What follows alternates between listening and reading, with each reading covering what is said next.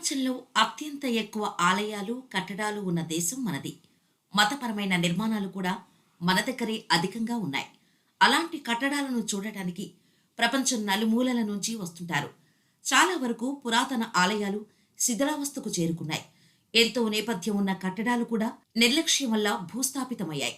కొన్ని మాత్రం ఇప్పటికీ సజీవంగా చెక్కు చెదరకుండా ఉన్నాయి. అలాంటి వాటిలో ఈ ఆలయం కూడా ఒకటి. మరి ఆ ఆలయం ఎక్కడ ఉంది? ఆలయ చరిత్ర ఏంటో ఇప్పుడు మనం తెలుసుకుందాం. ప్రపంచవ్యాప్తంగా ఉన్న హిందూ దేవాలయాల్లో అతి పురాతనమైనది బీహార్లో ఉంది. కైమూర్ జిల్లాలోని కౌరా ప్రాంతంలోని ముండేశ్వరి ఆలయం ప్రపంచంలోనే అతి పురాతనమైనదని చరిత్రకారుల అంచనా. 3-4 శతాబ్దాల కాలంలో దీన్ని నిర్మించారని చెబుతుంటారు. విష్ణు భగవానుడు ఇక్కడ కొలువై ఉన్నాడు. 7వ శతాబ్దంలో శివుని విగ్రహాన్ని కూడా పెట్టారు. ఈ ఆలయం సముద్ర మట్టానికి 608 అడుగుల ఎత్తులో ఉంది. ఈ ఆలయం చుట్టుపక్కల ప్రాంతాల్లో 625 సంవత్సరాల నాటి శాసనాలు బయటపడ్డాయి. ఇది వారణాసికి 60 కిలోమీటర్ల దూరంలో ఉంది. ఇక్కడ అమ్మవారిని శక్తి రూపంలో పరమశివుడిని కూడా పూజిస్తారు. దీనిని భారతదేశంలోని పూజాధికాలు జరపబడుతున్న అత్యంత పురాతన ఆలయంగా పేర్కొనవచ్చు. దుర్గాదేవి వైష్ణవి రూపంలో ఇక్కడ ముండేశ్వరి మాతగా దర్శనమిస్తుంది. ముండేశ్వరి మాత చూడటానికి కొంతవరకు వారాహిమాతగా కనిపిస్తుంది. ఇక్కడ అమ్మవారి వాహనం మహిషి. అమ్మవారి దేవాలయం అష్టభుజి దేవాలయం.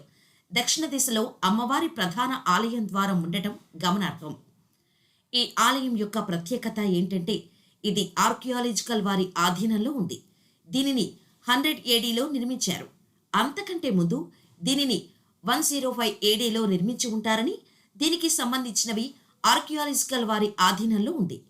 ఈ ఆలయం నగర శైలిలో నిర్మించబడి ఉంది. ఈ ఆలయంలో అమ్మవారు 10 చేతులతో ఎద్దుపైన స్వారీ చేస్తూ మహిషాసుర మర్దిని రూపంలో ఉంటుంది. ఇక్కడ శివుడు కూడా 4 ముఖాలతో ఉంటాడు. 2 రాతితో చేసిన పాత్రలు ఎంతో విభిన్నమైన ప్రత్యేక శైలిని కలిగి ఉంటాయి. ఈ ఆలయంలో సూర్యుడు, వినాయకుడు, విష్ణుమూర్తి ప్రతిమలు కూడా ఉన్నాయి. ఆ కాలం నుండి ఇక్కడ పూజాధికాలనేవి కొనసాగుతూ రావటం అనేది ఎంతో ఆశ్చర్యాన్ని కలిగిస్తుంది. శతాబ్దాలు మారినా పూజా కార్యక్రమాలు మాత్రం కొనసాగుతూనే ఉన్నాయి. ఈ ఆలయాన్ని సందర్శించడానికి అధిక సంఖ్యలో పర్యాటకులు వస్తూ ఉంటారు. చైత్రమాసంలో ఈ దేవాలయానికి భక్తులు ఎక్కువ సంఖ్యలో వస్తుంటారు. పురావస్తు శాఖ అధికారులు భద్రతా కారణాల వల్ల 9 విగ్రహాలను కోల్కతా సంగ్రహాలయానికి తరలించారు. వాటిని ఇప్పటికీ మనం అక్కడ చూడవచ్చు. ఇక్కడ అమ్మవారిని శక్తి రూపంలోనూ, అంతేకాకుండా ఈ ఆలయాన్ని తాంత్రిక పూజలకు ప్రతీకగానూ భావిస్తారు. ఈ ఆలయంలో ప్రధాన విశేషం సాత్విక బలి. అంటే ఇక్కడ మొదట బలి ఇవ్వాల్సిన మేకను అమ్మవారి విగ్రహం ముందుకు తీసుకువస్తారు. అటుపై పూజారి మంత్రించిన అక్షింతలను మేకపై వేస్తారు. దీంతో మేక కొన్ని క్షణాల పాటున స్పృహ తప్పి పడిపోతుంది. అటుపై మరోసారి పూజారి అక్షింతలను మేకపై వేస్తాడు.